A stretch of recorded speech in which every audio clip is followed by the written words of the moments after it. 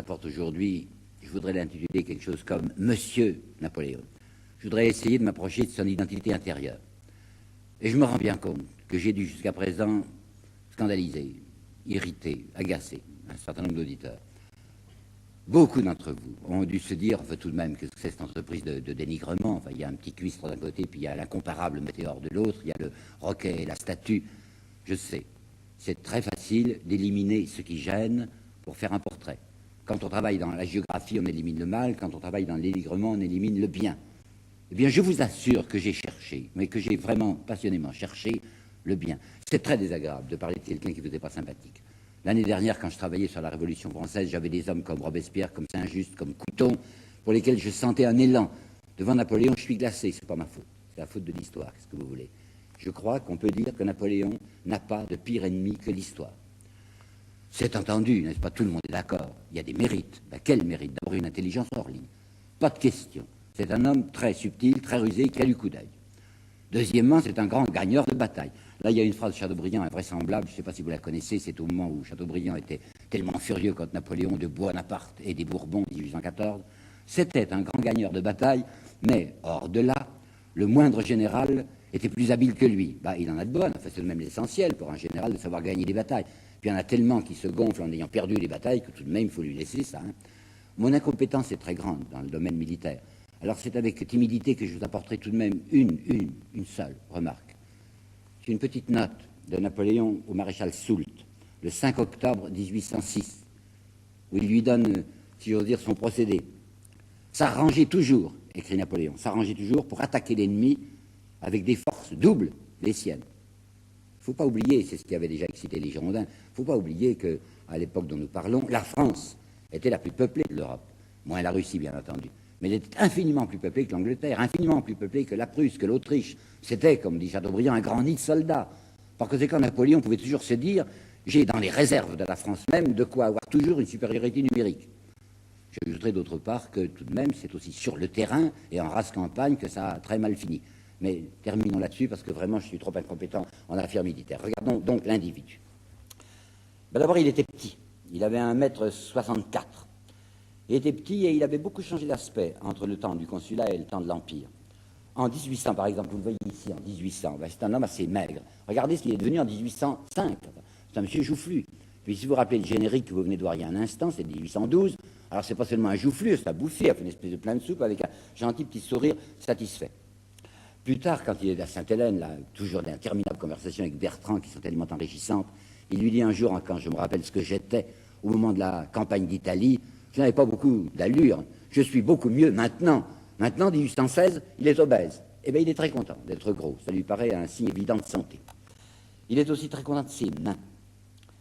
Perpétuellement, il s'amuse avec ses mains. Quand il est dans des réceptions, par exemple, au Conseil d'État, où il s'ennuie beaucoup, ou quand il reçoit ses ministres, il fait manœuvrer ses mains. Et il dit, il répète même volontiers, les Bonaparte ont toujours eu de très belles mains.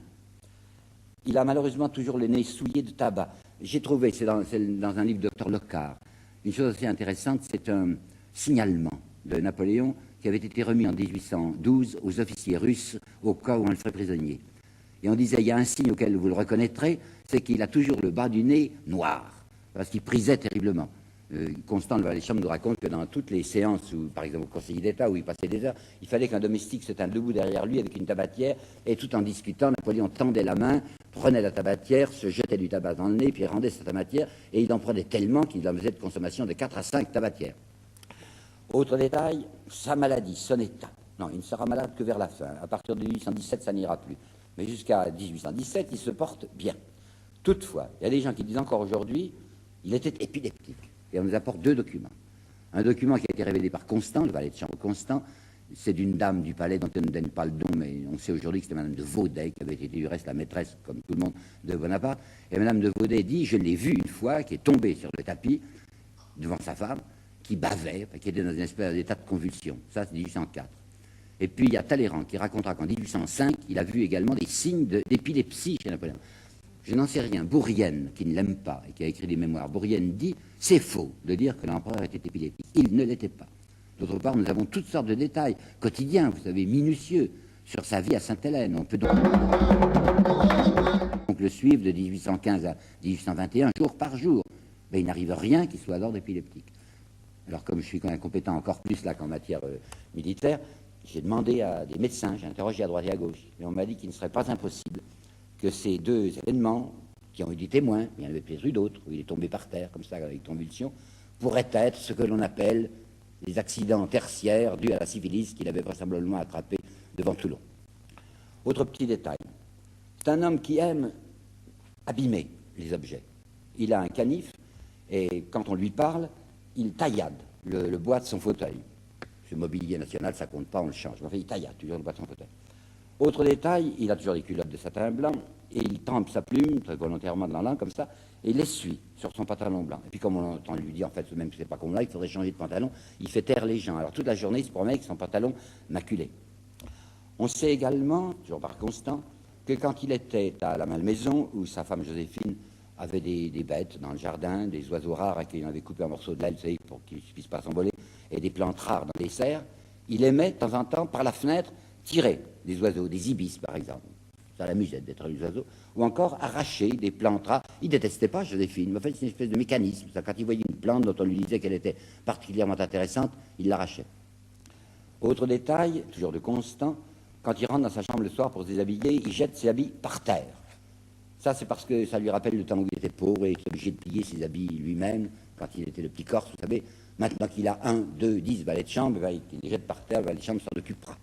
Ses montres aussi. Ses montres, quand il entre dans sa chambre à coucher, il les lance d'habitude sur le lit. Il rate le lit de temps en temps, la montre se cassera, mais enfin, puisqu'il a ses 25 millions de dollars annuels, c'est pas important. Les bains. Il adore les bains. Il a découvert ça après la Corse, en France, quand il a été nommé général de brigade, quand il était au Château Salé, la première fois qu'il était un monsieur avec des aides de camp. Eh bien, les bains, c'est un goût qui ne lui passera pas, qui même deviendra de plus en plus extraordinaire chez lui. Il restera des heures dans les bains. C'est un homme aussi qui adore les parfums, il se couvre de parfums. Il écrit extraordinairement mal, et on a supposé que s'il écrivait mal, c'est un peu exprès, parce qu'il sait très mal le français. C'est inouï d'entendre des gens nous dire encore aujourd'hui, c'est un grand écrivain français. Mais il n'y a presque rien qui soit certainement de lui. Il dictait le mémorial, c'est Lascaz qu'il a écrit, ses proclamations, ses bulletins, c'était les scribes qui lui fabriquaient. On ne connaît à peu près rien qui soit certainement de Napoléon, sauf le texte de 1891, vous savez, le discours à l'Académie de Lyon, où il y a du reste d'assez jolies bévues. Il nous est rapporté, par exemple, que dans le vocabulaire, il faisait des fautes. Session, la session du corps législatif. Il ne pouvait pas dire ça, c'est toujours section, texte militaire, terme militaire. Il ne pouvait pas dire amnistie, il se trompait toujours, il disait armistice. D'autre part, c'est un homme qui avait, dit Talleyrand, de sombres manières. Talleyrand n'avait pas toujours des manières tellement distinguées, vous savez, mais il faisait semblant d'être aristocrate, super aristocrate. À propos de sombres manières, ben, il y a ceci à table, c'est encore Constant qui nous le dit, et Constant, vous savez, c'est un valet de chambre plein de révérence, qui ne cherche pas à diminuer son maître. Ben, il dit que de temps à autre, Bonaparte préférait de beaucoup l'usage des doigts à l'usage de la fourchette, en particulier pour le poulet. Et puis, quand un plat lui plaisait, il demandait à Constant de le mettre devant lui à table. Il y avait, je ne sais pas, 20 personnes devant lui, de telle manière qu'avec son pain, il trempait la main, son pain, dans la sauce du plat, et puis il suçait son pain comme ça. Alors les courtisans, se précipitaient pour demander encore de cette sauce que les doigts augustes avaient touchée. Autre détail un peu délicat, je vais extrêmement vite, c'était un homme qui ne s'interdisait pas d'émettre des bruits barbares où il puisse se trouver, aux réceptions, au Conseil d'État. Enfin, et puis, c'était un homme qui travaillait dans la muflerie, volontairement dans la muflerie. Ses rapports avec les femmes comportaient cette tactique. Par exemple, il s'approche de mademoiselle Beugnot. Beugnot, c'est un conseiller d'État. Il lui dit « Ah, c'est vous, mademoiselle Beugnot, j'aurais dû vous reconnaître avec le gros nez que vous avez, qui est tout à fait celui de votre père. » À un autre moment, madame X, je ne me souviens plus, il lui dit « C'est vous, madame X ? Tiens, mais on m'avait dit que vous étiez jolie. » Pendant qu'il était en Allemagne, en 1804, qu'il est à Aix, il voit la femme d'un général, qui a épousé une Allemande, il sait parfaitement que c'est une Allemande. Et il lui dit à cette femme, il dit « Qu'est-ce que vous avez sur le dos, une espèce de tapis? Ça ferait une robe, ça? Vous devez être allemande, n'est-ce pas? » « Oui, sûrement, vous êtes allemande. » C'est le genre. Sa culture, maintenant. Eh bien, M. Bainville nous dit, M. Madeleine nous dit qu'il avait un immense savoir. Je n'en crois rien du tout. On nous apporte un certain nombre de notes qu'il avait prises quand il était officier, soit à Valence, soit à Auxonne. Et si l'on fait le calcul, on s'aperçoit qu'il y a 32 ouvrages qui ont été étudiés par lui, enfin sur lesquels il a pris des notes, en 2 ans et demi. Trentaine d'ouvrages en 2 ans et demi, ça ne représente pas un monceau de lecture. Je vous ai déjà dit aussi que le chimiste de Chaptal, qui avait été son ministre de l'Intérieur, s'était aperçu que la culture scientifique de Bonaparte était extrêmement courte. Chaptal exagérait peut-être, et je n'en suis pas sûr, en disant que sa culture mathématique n'allait pas au-delà du Bezout, B-E-Z-O-U-T, le Bezout qui était le livre de base des écoliers pour apprendre les mathématiques. Mais si cet homme est assez ignorant, il est très intelligent et il est capable d'apprendre en interrogeant. Ça, c'est son truc habituel, vous savez. Dès qu'il est avec des spécialistes, des gens qui connaissent la matière, il les fait parler et avec ça, il s'instruit. Ce malheureux monsieur Madeleine, qui veut toujours nous raconter, raconte qu'à Rastad, en novembre 97, lorsque Bonaparte est allé là-bas pour préparer déjà ce qui sera plus tard le recel à Tisbonne, vous savez, le découpage de l'Allemagne, les négociateurs allemands, écrit M. Madeleine, furent stupéfaits et comme terrassés par les connaissances historiques que laissait percer ce soldat de 28 ans. La phrase est mal tournée, c'est pas laisser percer qu'il faudrait dire, c'est étaler. Le soldat de 28 ans étalait ses connaissances. Il ne connaissait rien à ces problèmes allemands. Mais il avait mis tout de même environ 5 jours pour aller de Milan à Rastad, en passant du reste par Genève, et dans sa berline, enfin dans sa voiture, il s'était fait donner de la documentation. Il avait lu, il avait été capable de parler en arrivant à Rastad, et de la bulle d'or, des traités de Westphalie, enfin en jeter plein la vue. Il n'y a pas de quoi se scandaliser, vous savez, tous les officiels en sont là. Maintenant, sa culture littéraire, elle est nulle. Plus exactement, il a des goûts très prononcés. Il déteste Chateaubriand, ça c'est peut-être pour d'autres raisons. Il ne fait que Voltaire, qui lui semble excellent. Ah, ça, Voltaire, il ne met vraiment rien au-dessus. Même il aime le soir, quand il n'a rien à faire, il aime déclamer du Voltaire. C'était un exercice particulièrement redouté par son entourage. Et il va dire à Roederer, dans l'année 1802, qui est l'année du génie du christianisme, on peut en penser ce qu'on veut du génie du christianisme, il a tout de même le talent de Chateaubriand. Et bien lui, Bonaparte, il dit, ça me dégoûte. Tout ce qui paraît aujourd'hui me dégoûte. Parlez-moi de la pucelle. Vous savez, c'est ignominique, Voltaire. Parlez-moi de la pucelle. Évidemment, c'est pas à mettre entre toutes les mains, disait Bonaparte. Mais pour un homme de mon âge, c'est vraiment très amusant. La musique, une seule chose l'intéresse en musique, c'est le bel canto italien surtout. Maintenant, les beaux-arts. Eh bien, les beaux-arts, c'est lui qui va laisser tomber, de péricliter, toutes les églises romanes et gothiques de France, parce qu'on n'intéresse pas du tout.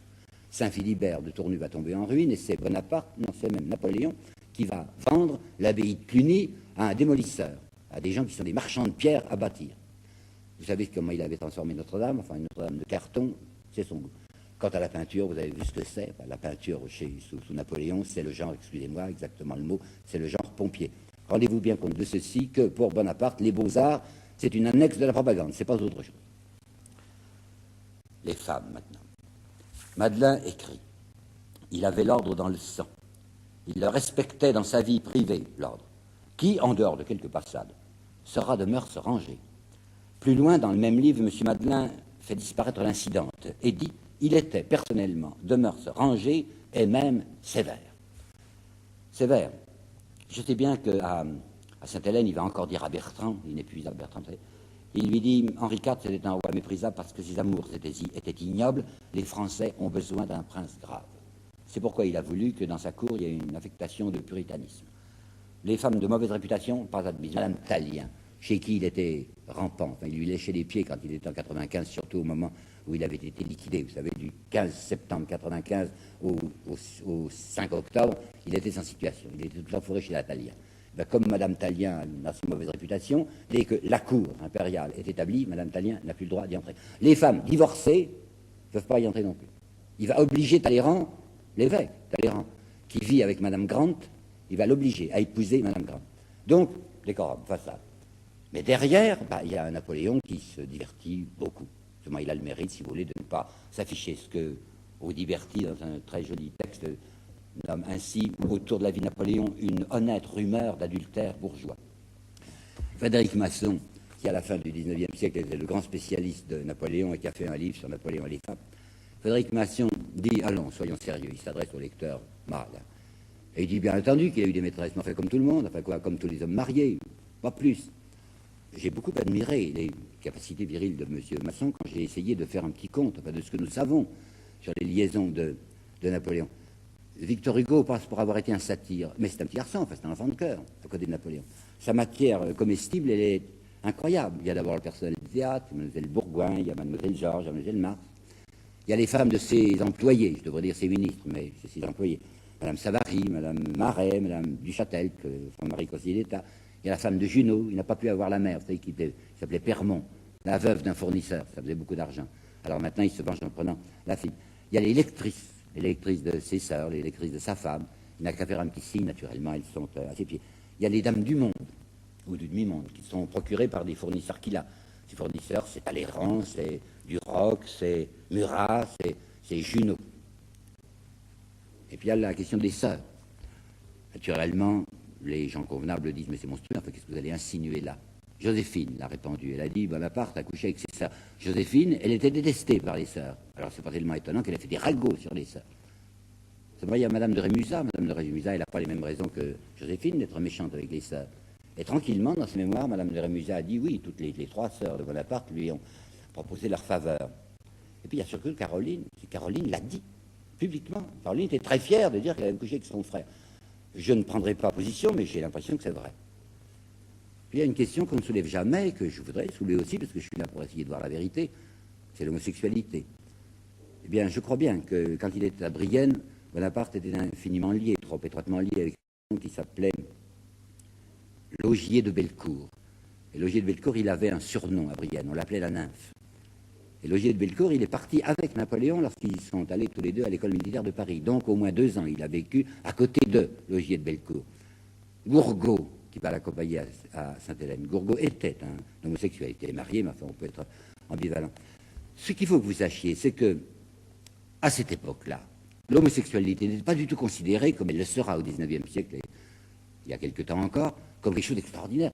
Regardez dans la correspondance de la princesse Palatine, autour des années 1760-70. Elle dit avec la plus grande tranquillité que 80% à peu près des courtisans chez Louis XIV à Versailles sont des homosexuels. Mais c'était admis. L'énorme scandale qui va se passer au début du XIXe siècle avec ce nommé Custine, qui va se faire chasser de la bonne société parisienne parce qu'il est visiblement homosexuel. C'était inconcevable au XVIIIe siècle et sous l'Empire. On souriait, on disait ah oui de temps en temps. Enfin, ben, je crois qu'en effet Napoléon de temps en temps faisait ces expériences-là. Mais ce qui est beaucoup plus intéressant, c'est ces rapports humains. Avec les femmes, déjà, il est bien entendu que c'est un homme pour qui l'amour n'existe pas. Il a là-dessus les paroles les plus nettes. En 91, il est jeune, il a 22 ans. Je fus jadis amoureux, dit-il. Jadis, ça devait être quand il avait 17 ans et qu'il était jeune officier à Valence, une demoiselle du Colombier. Je fus jadis amoureux, mais je sais à quoi m'en tenir. Je n'ai plus besoin de définitions métaphysiques qui ne font qu'embrouiller les choses. J'arrête là la citation. Puis encore un peu plus loin. Je nie son existence, l'amour. Je fais plus que la nier. Je dis que quand un homme s'imagine que l'amour existe, cela ne peut être que nuisible à son bonheur. Par conséquent, c'est un concret, comme vous le savez pour l'argent. C'est un réaliste. L'amour, c'est une petite secousse et pas autre chose. Qu'on ne l'appuie pas avec des définitions métaphysiques, ça n'existe pas. C'est un homme pour qui les femmes sont un objet. Ben, dans ces rapports humains, avec les hommes aussi, tous les hommes sont des objets. J'ai là-dessus un certain nombre de textes à vous apporter qui sont assez cruels. À Bourrienne, il va dire carrément ceci: je n'aime personne. À Rederer, le 12 novembre 1813, les femmes, je les compte pour rien. Mon fils, oui, un peu, encore qu'il soit de sang autrichien. Je suis l'homme du calcul sec. On nous raconte qu'il aurait versé des larmes, enfin qu'il aurait eu les yeux pleins de larmes lorsque Lannes, son ami Lannes, a été tué à Essling. Ben, écoutez comment il va parler de Lannes plus tard à Sainte-Hélène. Lannes, dit-il, il était comme né, et comme tous les autres. Il était prêt à m'ouvrir le ventre s'il y avait vu son intérêt.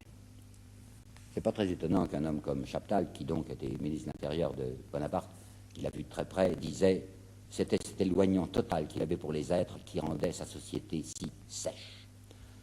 À l'égard des hommes, il déclare qu'il y a 2 ressorts. Et c'est vrai, la crainte et l'intérêt. Il faut leur faire peur et il faut leur montrer à l'avantage. Et puis, si ce sont les 2 ressorts des hommes, lui, il a 2 moyens d'agir, c'est éblouir et c'est corrompre. Éblouir, parce qu'il est là terriblement lucide, et il considère que l'âge mental de l'humanité, c'est quelque chose comme 10-12 ans. Et que par conséquent, plus on raconte des absurdités aux gens, plus ils y croient. Et quand on sourit de la manie qu'il a de donner des tricks et des décorations, il dit, mais je sais bien ce que ça vaut, mais c'est avec ça qu'on fait marcher les hommes. L'éblouissement, les costumes. Il a l'impression que quand on épate les gens avec des dorures, c'est comme ça qu'on les a. Corrompre maintenant. Il faut savoir qu'il a un goût véritable de l'indélicatesse. Il racontera à Bertrand avec beaucoup de joie ce qu'il avait découvert dans son premier voyage en Corse quand il était officier et qu'il a retrouvé l'archidiacre Luciano. C'était le seul membre riche de la famille. Alors vous pensez si on le soyait. Et il avait fait la petite découverte que voici. Cet archidiacre de la cathédrale d'Ajaccio se faisait des petits bénéfices secrets. Il était déjà pas mal payé comme archidiacre, mais les petits bénéfices que voici. Lorsque les galères françaises, une galère française avec les galériens, venait se ravitailler à Ajaccio, Luciano, l'archidiacre, était l'un des fournisseurs de viande des galères. Et Bonaparte s'était aperçu qu'il trafiquait, l'archidiacre, avec le capitaine de la galère. Le capitaine faisait un achat, par exemple, de 200 francs et faisait une facture de 400 francs. Les 200 francs de différence, c'était l'État qui les payait, mais on divisait en deux. Il y avait 100 pour lui, le capitaine, puis il y avait 100 pour Luciano. Ça amusait beaucoup Bonaparte. Il était intelligent, mon homme. D'autre part, il se vantera également, devant Bertrand, de ceci. Quand il avait fait venir son petit frère Louis, qui avait 12 ans et demi, quand il avait fait venir à Valence, au moment de son deuxième séjour à Valence, on jouait dans l'hôtel. Oh, vous savez pas grand-chose, mais enfin, on jouait dans les 40 sous 3 francs. Et c'était la tenancière de l'hôtel qui jouait. Bonaparte avait repéré que la tenancière trichait. Alors il en a parlé à la tenancière, il lui a dit qu'il allait la dénoncer, à condition qu'elle accepte de mettre le petit Louis dans son jeu. Alors ils vont tricher ensemble, et c'est comme ça, dit-il, que Louis arrivait à se faire 2 à 3 francs par jour. 2 à 3 francs par jour, à ce moment-là, c'était plus que ce que gagnait un ouvrier. Il a le goût des malhonnêtes gens. Il aime à s'entourer de canailles, et il le dit. C'est pour ça, d'ailleurs, qu'il va chérir, si je puis dire, Talleyrand. Il y a une phrase de lui extrêmement claire là-dessus. Il y a longtemps que j'ai constaté que les gens honnêtes ne sont bons à rien. D'autre part, il est persuadé que tout s'achète. Il essayera d'acheter beaucoup de gens, en particulier Metternich, qui va même lui proposer 10 millions, mais ça ne réussira pas. Et il a fait une erreur de calcul, là, parce qu'il pense que s'il achète les gens lui auront de la reconnaissance. Or, la reconnaissance, c'est une vertu. Et comme il est convaincu que la vertu n'existe pas, c'est là où il se trompe. Il y a le cas des soldats. C'est un cas particulier. Vous savez, la légende Bonaparte, j'en parlerai dans mon dernier entretien, la légende de Napoléon, le fait que les vieux soldats parlaient de lui avec une espèce d'admiration, teintée de tendresse. C'est un cas particulier, il faudrait essayer de comprendre. Attention d'abord, dans l'immense armée de Napoléon, il y a un petit groupe, c'est la garde, qu'il aime, Napoléon. Parce qu'on est fasciné. Il y a la fascination du chef qui est toujours victorieux. Il y a la légende de l'invulnérabilité. C'est vrai qu'il s'est très souvent exposé physiquement et que les boulets semblaient l'éviter. Ça donne aux soldats l'impression qu'ils sont conduits par un homme tout à fait exceptionnel, un homme qui a une étoile, qui est marqué par le destin. D'autre part, il y a l'émulation, bien sûr. Enfin, il promet des grades, il promet des avancements, il donne beaucoup de décorations, il donne de l'argent aussi à ces grenadiers. Mais ça n'explique pas l'espèce d'élan que ces gens avaient pour lui. Et c'est un fait, ils avaient cet élan. Je sais qu'il y a la griserie du coup de fusil, je sais qu'il y a ce phénomène mystérieux dont parle Victor Hugo, la chair à canon, amoureuse du canonnier, dit Victor Hugo. C'est vrai, il y avait ça chez lui. Il avait une grande démagogie militaire, vous savez, il allait souvent dans les casernements, il allait s'asseoir sur les tambours, il allait rire aux éclats, aux plaisanteries les plus bêtes qu'on faisait autour de lui. Il jouait même avec les soldats, il mettait son enjeu, puis il riait quand il perdait ou il empochait quand il gagnait. Et puis il se vantait d'avoir le sens de l'éloquence militaire. Alors là, je vais vous en donner une petite démonstration parce qu'il était tellement fier de lui que le 9 février 1819, à Bertrand, il va dire ceci. Je savais comment parler aux soldats. Je disais aux voltigeurs, vous êtes de fameux couillons, regardez les grenadiers. Un grenadier, mais ça vaut 20 voltigeurs. Puis j'allais voir les grenadiers et je leur disais, vous êtes que des capons, vous avez donc rien entre les jambes, des femmes quoi. Parlez-moi les voltigeurs, en voilà des gaillards, eux. Et il ajoutait, satisfait, avec ça, on fait tuer tout le monde. Je crois qu'il est important aussi que vous sachiez ce que l'on ne dit jamais, que j'ai trouvé avec surprise. C'est une note du 14 février 1806 au ministre de la Guerre, où, pour le divertissement des soldats, Bonaparte conseille de leur offrir des combats de fauves afin d'entretenir chez eux le goût du sang. Ce qui frappe le plus quand on considère d'un individu de près dans son comportement, c'est qu'il est tout le temps en représentation.